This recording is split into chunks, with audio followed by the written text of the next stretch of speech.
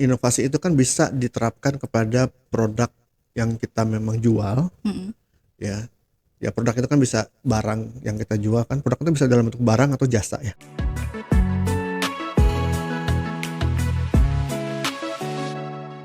Banyak bisnis berhenti bukan karena kekurangan ide, melainkan karena salah paham soal inovasi yang dikira mahal.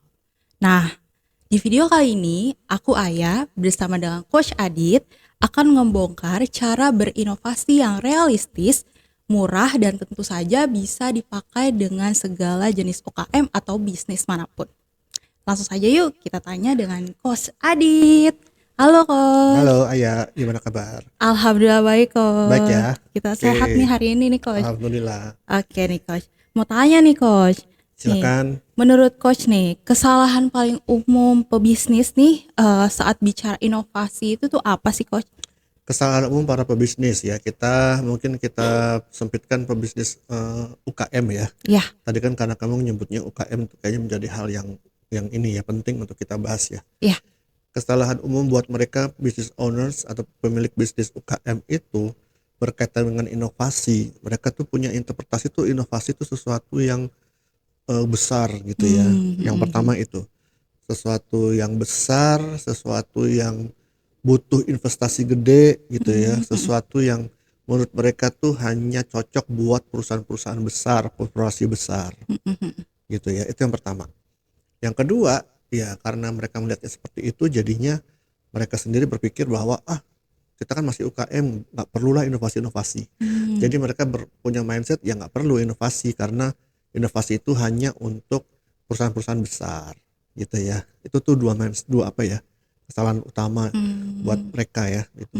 Nah, ya terkait dengan karena mereka tuh kebanyakan menganggap inovasi itu sesuatu yang besar, sesuatu yang investasinya tinggi dan hanya bisa dilakukan oleh para perusahaan-perusahaan gede, corporate gitu ya. Jadi mereka juga berpikir inovasi itu juga sesuatu yang memang perubahan yang harus dilakukan secara ini ya, secara gede-gedean di dalam bisnisnya. Misalnya, wow harus menciptakan produk tertentu yang gede atau mungkin aplikasi AI, aplikasi apa ya, teknologi informasi yang investasi miliaran Iya. gitu kan, yang gede gitu ya. Oh inovasi bisnis yang ini lagi, yang apa, yang berbeda gitu, Maju gitu yang ya. maju, yang berbeda, bahkan yang berbeda dari bisnis awal yang mereka bangun. Itu menurut mereka inovasi kebanyakan seperti itu gitu ya. Atau secara internal ya biasanya sih mereka berpikir menginstal aplikasi sistem IT yang apa ya, yang besar gitu ya, Iya, yang mahal gitu, yang canggih ya yang juga. canggih, wah gitu ya.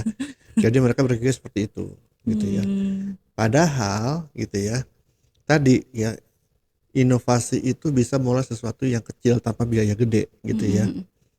Ya jadi karena mereka berpikirnya misalnya ya, karena mereka berpikir bahwa inovasi itu adalah misalnya membuat suatu produk baru yang berbeda, yang gede gitu, yang besar.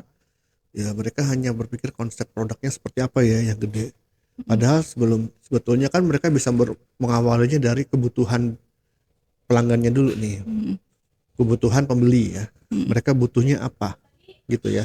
Apa yang kurang dari kita yang bisa diimprove gitu ya. Jadi bisa berawal dari sesuatu yang apa ya, yang perlu diperbaiki. Iya. Masalah apa yang dihadapi saat ini. Ya dari bisnisnya ya berkaitan dengan produknya atau pelayanannya ke pelanggan atau ke pembeli. Inovasi bisa dimulai dari situ dulu, jadi nggak sesuatu yang ngawang-ngawang gitu, bukan hal yang ngawang-ngawang. Jadi Nggak, inovasi bisa sesuatu yang dari hal yang kecil-kecil dulu ya, jadi tapi memang penting memperbaiki. untuk diperbaiki. Iya, jadi memperbaiki si produknya sendiri dulu gitu ya, Coach ya. Betul gitu ya, perbaikan yang memang memberikan nilai lebih nanti gitu ya kepada pelanggannya, bukan hanya sesuatu yang ngawang-ngawang yang gede-gede gitu. Kalau kayak gitu kan nggak bakalan siap gitu Iya, kan. benar benar benar. Karena apa, mereka pasti kalau berpikir yang besar-besar gitu bahkan menunda-nunda kan akhirnya, nggak usah lah gitu, nanti aja. Misalnya tunggu kalau modalnya gede, kalau udah cukup modalnya, atau tunggu kalau tim kita udah siap Mhm. Tunggu kalau ini, kalau itu, jadi banyak kalau-kalaunya gitu ya. Iya iya, benar Kalau benar. nanti aja gitu, nanti-nanti aja, jadi banyak syaratnya, kalau ini, kalau udah itu, kalau ini. Kalau kayak gitu kan nggak akan mulai-mulai ya. Iya, Karena, kapan gitu kan, modal gede itu ya kayak gimana gitu mhm kan, mhm. tim yang udah siap tuh yang kayak apa gitu kan. Ya kalau kayak gitu nggak akan jalan-jalan, Iya akhirnya iya. inovasi di tempatnya dia gitu. Oke. Oke, Coach. Pertanyaan kedua nih, Coach. Kalau Iya, bisnis modalnya terbatas nih, Coach, mhm. inovasi kecil apa nih yang paling berdampak tapi sering diremehkan gitu? Ya jadi tadi ya, ya ini kan berlaku untuk UKM ya, Mhm inovasi-inovasi kecil yang tapi berdampak. mhm Kan inovasi itu kan bisa diterapkan kepada produk yang kita memang jual mhm. ya.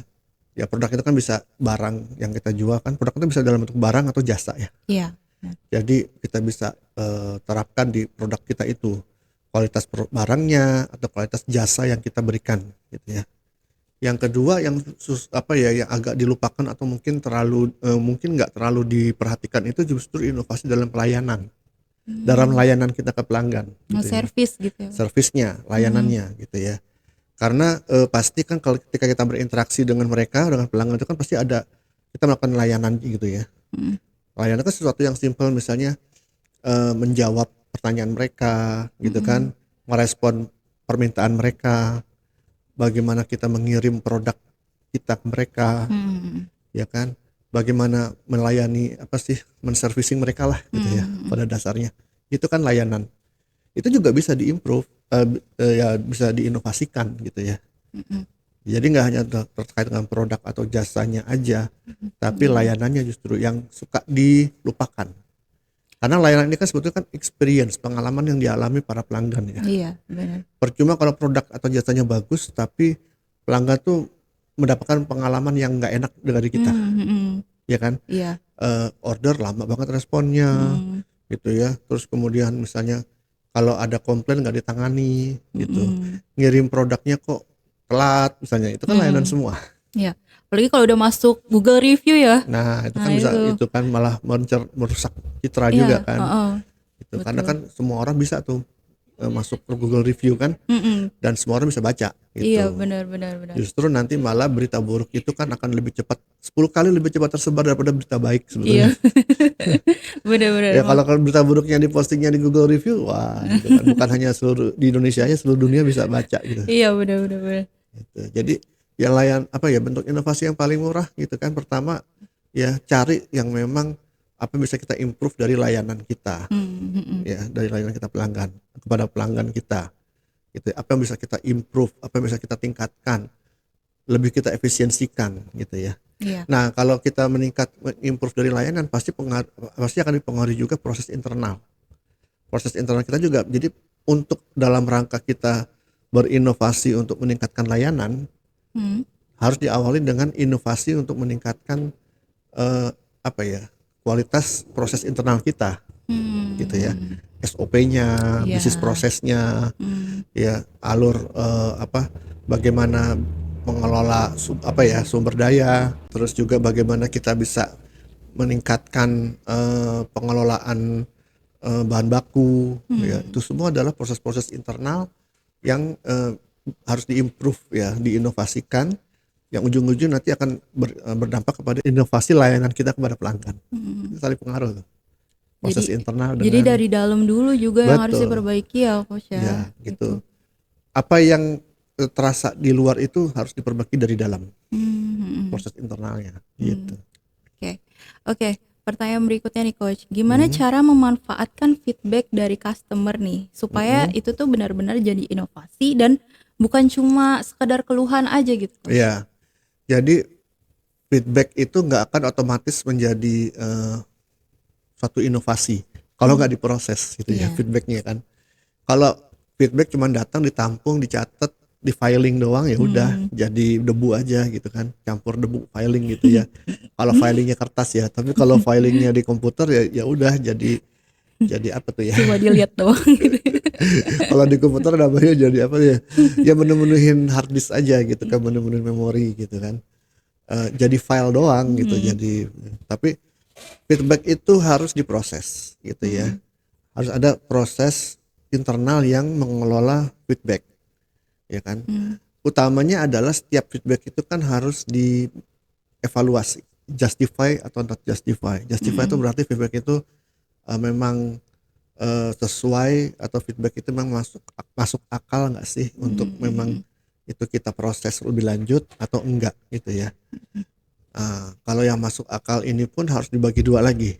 Apakah feedback ini bisa ditangani, apa yang dikeluhkan itu dari feedback itu bisa kita apa ya, hanya sekedar perbaikan saja, perbaikan langsung gitu ya terhadap ininya ya, apa yang dia keluhkan, atau harus sampai memperbaiki sistemnya gitu. Harus mencari akar masalahnya, kemudian sistem internalnya tadi, proses internal harus diperbaiki gitu ya. Jadi dua ini. Tentu yang berkaitan dengan inovasi akhirnya kalau hal-hal yang memang berkaitan dengan perbaikan sistem atau proses internalnya gitu. Jadi ada dua jenis feedback yang langsung segera bisa repair gitu, diperbaiki dengan segera gitu ya, atau sampai harus memperbaiki sistem internalnya atau proses internal. Tujuannya apa? Supaya kalau sistem internalnya atau proses internalnya diperbaiki, diinovasikan, tentu akan bisa mencegah keluhan yang serupa akan muncul lagi di masa depan. Kan harusnya kan inovasi itu bisa mencegah, bisa mencegah keluhan yang sama dan bisa meningkatkan value kan gitu. Kalau hanya perbaikan sementara atau perbaikan langsung itu ya udah perbaiki aja. Tapi kalau berpola terus menerus bisa jadi keluhan yang sama bisa muncul lagi. Nah kalau keluhan yang sama sudah muncul lagi misalnya 2 kali 3 kali, nah ini udah saatnya harus memikirkan apa yang harus diperbaiki dari sistem atau proses internal kita gitu loh. Karena berarti kan ada polanya ya, ada di situ. Kalau keluhan itu sering terjadi terus menerus pasti ada polanya nih gitu ya. Contohnya gini, kalau kamu punya pabrik bikin pensil, ya kan pensilnya panjangnya 15 cm misalnya, standar kamu ya.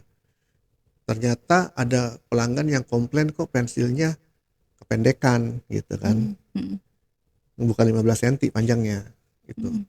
Itu kan ya kalau dia yang komplain, perbaikan yang langsungnya adalah ganti aja gitu kan, bener. ditukar gitu ya, diretur terus ganti sama pensil yang udah memenuhi standar. Tapi kalau sering terjadi keluhan yang sama, berarti kan ini ada masalah di internal proses yang harus diperbaiki, yang harus dicari akar masalahnya.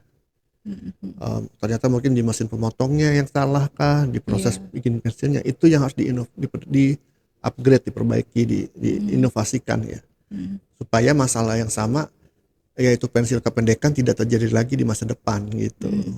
Gitu lah ceritanya. Jadi nggak ada keluhan yang sama lagi ya Coach ya, Itu betul. kan inovasi itu baru baru dikatakan berhasil kalau keluhan yang sama tidak terjadi lagi, added value-nya itu dirasakan pelanggan tuh secara konsisten gitu loh. Wah, nih oke banget nih pembahasan hari ini tuh seru Betul. banget bersama Coach Adit. Buat teman-teman semua yang mau tahu lebih lanjut, ingin diskusi lebih lanjut, bisa join di grup WhatsApp yang ada di kolom description.